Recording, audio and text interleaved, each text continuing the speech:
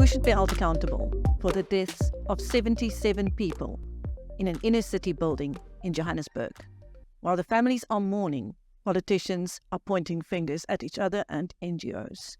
Somebody with very strong views is the president of a new political party, Rise SA. We welcome Mpho Dagada. Welcome. Thank you so much, and thank you so much for having me.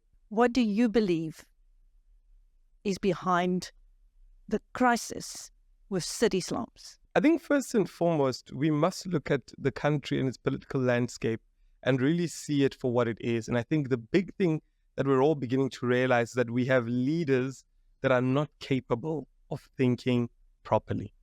We have thieves as leaders, people that are trying to enrich themselves, people that are trying to be as corrupt as possible to feed themselves and their families.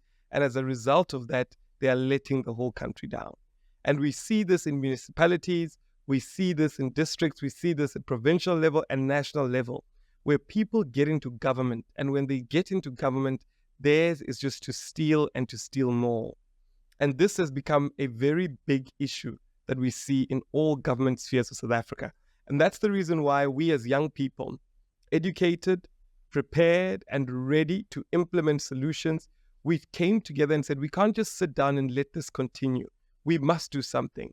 And that's what we did. We started Arise South Africa as a political party to go into the sphere of politics and to bring in proper governance within government. Well, you've been on the ground in Johannesburg. What can you tell us? So one thing for sure is that what we see on paper, what the media is reporting, and what we hear on the ground are two different scenarios. I went on and I shot a video where I explained that the things happening in Johannesburg are simply put crime, criminal syndicates, people that actually hijack these buildings. Now, the hijack term is a term that, people don't really look at it for what it is. It does not mean that the South African police force and government are unable to actually get rid of these problems. It means that NGOs are registered, that claim these buildings, that actually get these buildings. And the process is quite dubious. What usually happens is, the city or people within the city try and actually get owners out of their buildings. And how they do that is by, dubious tax reports, dubious reports where they go in and they actually report on rates and taxes for the city, where they inflate amounts, where they go in and break things, they break systems. They make sure that the owners of these buildings are frustrated to the point of no return, where they themselves then just, disengage in the buildings. And what they do is they bring them back into the city and they give them to an NGO. Now, as they give them to these NGOs, these same NGOs then go and claim that the building has been hijacked by some criminal who they don't know who it is. Usually they hide behind saying it's a foreigner. Usually they say it's a Nigerian. And what that basically means is that there's new people that collect rent. They begin to put people in and they inform these people, listen, you don't need to sign a contract. Go into the building and we'll collect rental from you. The rentals are this amount. And every month, we'll come and collect rental. If we don't give us rent, we'll kick you out. Because remember, it's an illegal syndicate after all. And what they do with these rentals is they begin to split these rentals among themselves. In one of these buildings, the calculations came up to 5 million rand in rentals that they accumulate in cash. And they split it amongst the politicians. They split it amongst these criminal syndicates that work. And they continue to do this. And what they do is they use NGOs as a front. They go to court as a front to say, but hold on, the building is filled with gender-based violence victims. The building is a shelter for people that don't have any homes. And the court believes this because on paper, that's what's written. But behind the scenes, that's exactly not what's happening. Behind the scenes, it's an actual criminal syndicate that's got people inside there that are paying rental, and things continue to function as though this building is legitimate when it's not legitimate. And this is happening in over 100 buildings in the city of Johannesburg. And what usually happens is all these city officials are in on it, big people are in on it, and the syndicate just continues to happen with nothing actually happening. So when we got to the ground, we realized that the situation is much deeper than what, the layman on the street is able to see. So which city officials are responsible for registering these fake NGOs? So the whole syndicate is done in a way that, you and I on this level, we will not be able to figure it out. You have to go on the ground and ask people that are living in those buildings. And first question that we asked is, do you pay rent? And most of them said, yes, we do pay rent. I said, who do you pay rent to? And they said, every single month, somebody is sent to come and collect the rental. And when they come and collect the rental, we're notified that this is the person who collects the rental, and we give the rental over to them. When we try and look at what NGOs were given, that's another big problem that we have. The city does not want to give out information to the public. And we've often said that any city should be transparent to the people to say, if any building is going to be given for anything like an NGO or such, it should be transparent. People should be able to see who these buildings go to. We're told they're given to an NGO that's run by different people. We're told that it's given to a different cooperative that's run by different people. We're told these words that, are sort of cover-ups for who's actually behind it. But even when you dig further as to the people that are actually given, remember their role is all to say, we know nothing as an NGO because we've been hijacked. By who? They don't know. When? They don't know. All they know is that they've been hijacked. But yet every single month rental is taken from the people that live in these buildings. Can you give us the names of any of these NGOs? So when it comes to that work, we've tried our best to find that information. There are people that are giving us that information. However, we don't believe that that should be the duty of us as citizens. Because the big problem comes when you ask yourself, and we're a new political party, what we're trying to do is we're trying to expose this so that, people can be aware of what type of officials they've put into government in the city of Johannesburg. Our biggest prerogative is to make sure that people are aware that in the city of Johannesburg and in the province of Gauteng, the parties they've elected continue to allow this to happen. Because this is not only information that's available to the layman on the street. This is information that some of them even know. These are syndicates that some of them even know. We had a ward councillor who sent us an email and said, I don't want to be exposed for my identity, but I tried to stop this in the city of Johannesburg. And she said when she tried to stop it, her house was robbed. They came into her house, they robbed her and threatened her. She immediately resigned as a councillor in the city, and she stopped raising alarms about this. And she reached out to us to say, we know this is happening, this is true, but these syndicates continue to attack us. And as a result of that, we don't want to speak, or we don't want to come out to the media and talk.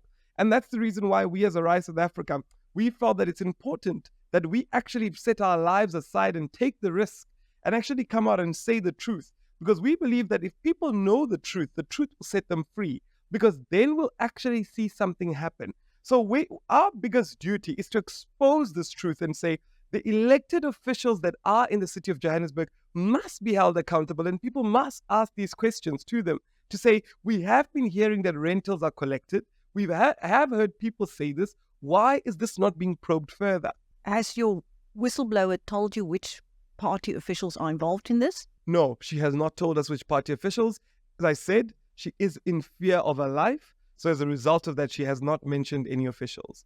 But what we do know is that the officials that are in charge of the buildings, those should be the ones that are probed because they are in on it. And you're getting this from people on the ground as well? People in the buildings, yes. If you go to any building that has been hijacked, you try and look at who's staying in the buildings, the people that live in those buildings will inform you that we do pay rental. Now, I understand that the building that was gutted in the fire was once a shelter for abused women and children, and that it was neglected by the city of Johannesburg to the point where it was able to be hijacked. So the modus operandi, and I think we need to call it what it is, because when you say it, you sort of make it seem like there's some integrity to what is going on in the city. And that's not what's going on. What's going on is that these buildings are allocated to NGOs on paper. Simply on paper. Just as a paper exercise. And there afterwards, this syndicate begins to collect rentals from anybody and everybody who wants to stay there. So illegal foreigners. Anybody, even if you're an undocumented individual. People running scam syndicates. In one of these buildings, we were told that there was an employee syndicate being run where adverts were placed on LinkedIn, on OLX, on Gumtree for employment. And people would get into these buildings with their CVs. Now, these are young people that are vulnerable and are looking for jobs. They'd be taken up the lift. When they get into that lift, they'd be robbed of their money, their possessions, their cell phones. And when they leave, they'd come back to say, I came in and I saw an advert online saying there's a job in this building. I came in and I was robbed. Who robbed me? And they were told that that room was just being used for that day. When they went back to the city to say, I was robbed in this building, the city said it belongs to an NGO. So as you can see, this syndicate continues. Some of these syndicates, they even say to people, we're selling stuff. So they'd go on Facebook Marketplace and you'd say you're selling your cell phone. You'd get to the building. When you get into that building, they'd hold you at gunpoint, take your cell phone. When you leave and you report the matter to the police, the investigation doesn't go anywhere because that room is not documented to anybody. So you really need to understand the magnitude of the criminality that's happening here. It's not just a small-scale criminal activity. It is politicians lining their pockets month after month. It's a big syndicate. They do crime. They commit horrendous things. Some of the people are reporting that in the middle of the night, their rooms are invaded by people they don't know that commit crime, and the syndicate continues. It's a whole concoction of criminality happening. What kind of rents are being collected? So different buildings have different amounts, but these rentals that are being collected, they are not proper rentals that are supposed to be collected. So in some of the buildings, we heard 1,800, we heard 2,000 Rand. In some of the buildings, they refused to say. Some of the buildings, they said that they group each other and they all pay specifically different amounts. So these amounts that are being collected all add up to a very big amount because, as you know, the buildings in Johannesburg are quite big in terms of the floors that exist. And these are just very, very, very dangerous buildings because there is no form of governance. There is no form of checking whether these buildings are actually supposed to be standing. And this continues. So what you're saying is that this tragedy could have been prevented? Definitely. Definitely. Good governance, good people that are doing their job. And I think for me, the big part about this is that city officials are paid month after month. We as Arise South Africa, what sickens us to the stomach is that we've got officials that are just lining their stomachs every single month, that sign documents, that continue to say we've done our jobs, that continue to hide behind saying that they've done their jobs, and nothing actually happens.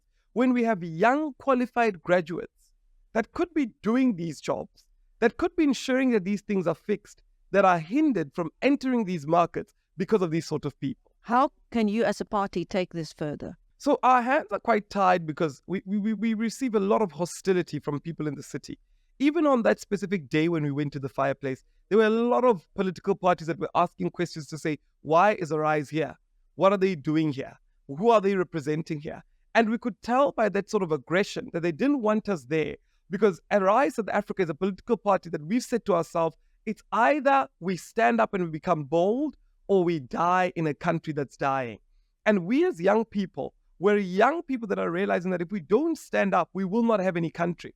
So we are the bold ones that are saying, come what may, we are willing to tell the truth and we are willing to stand by the truth. We do not fear what they can do to us because young people on a daily basis are dying in this country at the hands of this wicked government. So when we went there, our biggest thing was to say we wanted the media to actually listen to what's going on the ground. So what we did is we listened to what the people on the ground were saying. People, not what the politicians were saying, because we know the nature of the politicians that exist in the city, that all they do is lie and cover up and come up with excuses. So we listen to people that actually live in the area to find out what is going on. And really what we're doing is we're conscientizing people to say, when it comes to voting, when it comes to election, let us remember the 70 plus lives that died.